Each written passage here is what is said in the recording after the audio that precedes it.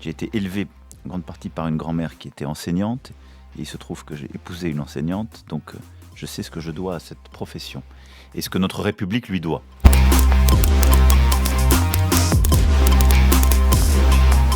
Nous avons commencé une revalorisation des professeurs. Et j'irai au bout de celle-ci et elle n'est pas conditionnée à quoi que ce soit. Et donc ça veut dire qu'il y a une revalorisation qui est autour de 10%.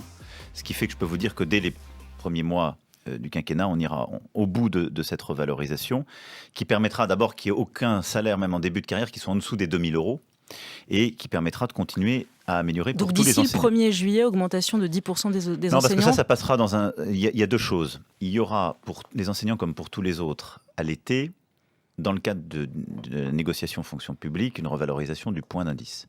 Indépendamment de ça, il y a une revalorisation qui, elle, sera plutôt portée dans la loi de finances et donc qui interviendra en janvier de l'année prochaine. Oui.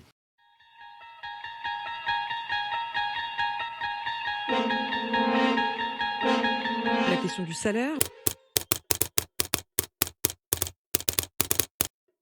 Vous avez réaffirmé à l'instant que 2 000 € comme salaire minimum d'entrée dans la carrière de professeur, ce serait mis en place en septembre. Il y avait une autre promesse que vous aviez faite qui était d'augmenter de 10% à partir de janvier ceux qui sont déjà en place.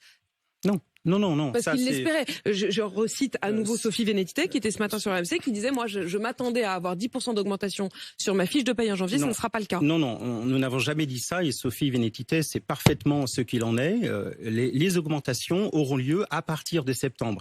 Il y aura une augmentation socle pour tous les enseignants et puis une augmentation liée à des tâches nouvelles que nous sommes en train de définir et qui inclut un certain nombre de missions nouvelles qui vont servir à la transformation de l'école et à la réussite des élèves.